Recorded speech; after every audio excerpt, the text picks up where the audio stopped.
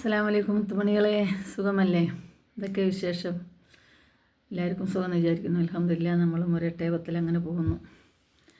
പിന്നെ ഇന്ന് ഞാൻ പറയുന്നൊരു കഥ എന്താണെന്ന് വെച്ചാൽ, കുട്ടികളില്ലാത്തവർക്ക് ദത്തെടുക്കേണ്ട ഒരു ഇത് നമ്മളെ കേരളത്തിൽ എല്ലായിടത്തും ഉണ്ട്. പക്ഷേ എന്നാലും ചിലവർ ദത്തെടുക്കാതെ തന്നെ പ്രസവിച്ച ഉടനെ വാങ്ങിക്കൊണ്ട് വളർത്തുന്നവരുണ്ട്, അവർക്ക് പണി കിട്ടുന്നുമുണ്ട്.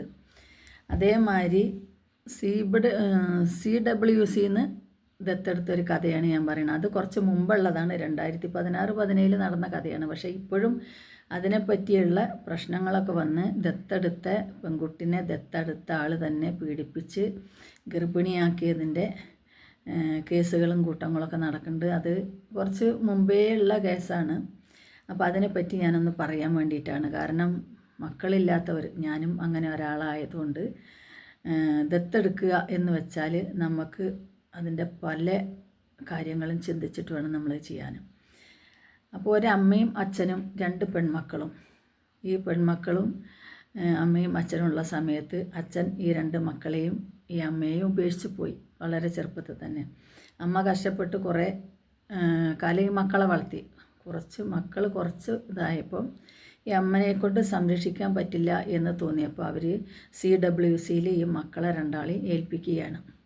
അവിടെ ഏൽപ്പിച്ചിട്ട് അവിടെ നിന്ന് ഈ അമ്മ പോയതിന് ശേഷം CWCൻ്റെ ഉത്തരവാദിത്തത്തിൽ ഈ മക്കൾ 2 പെൺമക്കൾ വളർന്ന് അവിടെ നിന്ന് പഠിച്ചുകൊണ്ടിരിക്കുന്ന സമയത്ത് മക്കളില്ലാത്ത ഒരു ദാമ്പത്യമാർ അവിടെ വന്ന് ഒരു ഭാര്യയും ഭർത്താവും ഈ മൂത്ത പെൺകുട്ടീനെ ദത്തെടുത്ത് കൊണ്ടുപോവുകയാണ്.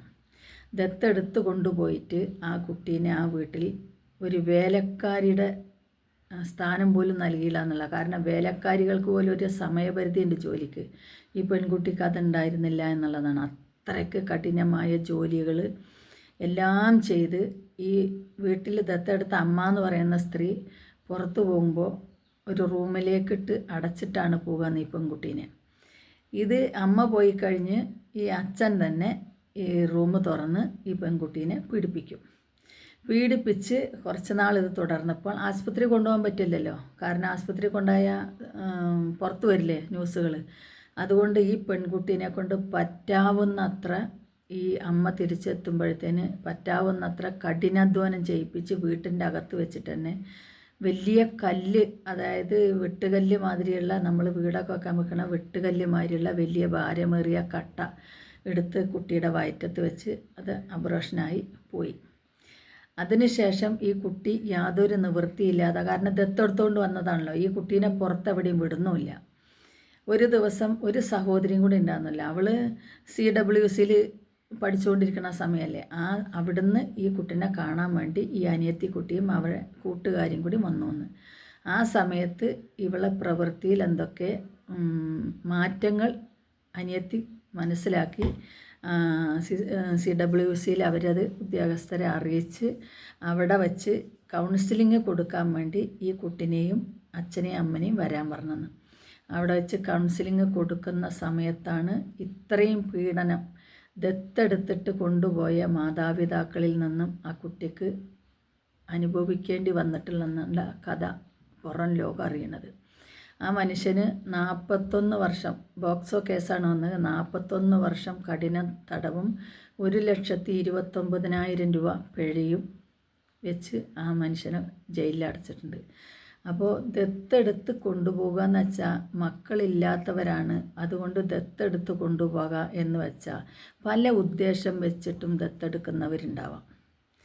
ദത്തല്ല, കാരണം ഒരു ചോദിക്കാനും പറയാനും ഇല്ലാത്തൊരു പെൺകുട്ടി കൊണ്ടുപോയി ദത്തെടുത്താൻ കൊണ്ടുപോയി കഴിഞ്ഞിട്ടുണ്ടെങ്കിൽ ജീവിതകാലം മുഴുവൻ അവളെ വെച്ച് നമുക്ക് അടുക്കള ജോലിക്കാരെയാക്കാം, വേറെ എന്തെങ്കിലും ആക്കാം. കാരണം അന്വേഷിക്കാൻ രക്തബന്ധമുള്ള ആരും ഉണ്ടാവില്ല. മറ്റുള്ള ബന്ധങ്ങളൊക്കെ എത്ര തന്നെ ആയാലും അതിനൊരു പരിധി ഉണ്ടാവും.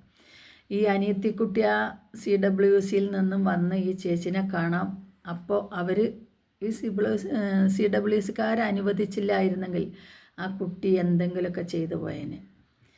ആ കുട്ടി, അനിയത്തിക്കുട്ടി വന്ന് അന്വേഷിച്ചത് കൊണ്ടും അനിയത്തിക്കുട്ടി അവളെ ഫ്രണ്ട്സുകളും വന്ന് അന്വേഷിച്ചത് കൊണ്ടുമാണ് ഇത് പുറത്ത് വന്നത്. അല്ലെങ്കിൽ ആ കുട്ടി ഇന്ന് ഭൂമിയിലേ ഉണ്ടാകുമോ എന്നൊരു ചോദ്യചിഹ്നമായിരുന്നു. അപ്പോൾ ദത്തെടുക്കുന്നവർ ഇങ്ങനെയും ഉണ്ട്. നമ്മളെ ദുനിയാവിൽ മനുഷ്യമൃഗങ്ങളായിട്ട്, ഇരുകാലി മൃഗങ്ങളായിട്ട്. അപ്പോൾ ഇതെല്ലാം ദത്തെടുക്കുമ്പോൾ ഉള്ള അനുഭവമാണ്. അപ്പോൾ മക്കളില്ലാത്തവർക്ക് കുട്ടിയെ കൊടുക്കും എന്ന് പറഞ്ഞ് ഞാനൊരു വീഡിയോ ചെയ്തിരുന്നു. അപ്പോൾ അതിൽ ഇങ്ങനൊരു വീഡിയോ കണ്ടപ്പോൾ ഇതും കൂടെ ഒന്ന് ചെയ്യണം എന്നെനിക്ക് തോന്നി, അതുകൊണ്ട് ചെയ്തതാണ്. ഏതായാലും സൂക്ഷിക്കുക. ഇരുകാലി മൃഗങ്ങളുള്ള ജീവിക്കുന്ന ലോകമാണ്. ഒരുപാട് ശ്രദ്ധിക്കണം. അപ്പോൾ വീണ്ടും ഒരു വീഡിയോസായിട്ട് കാണാം. അസ്സലാമു അലൈക്കും വറഹ്മത്തുള്ളാഹി വബറകാതുഹു.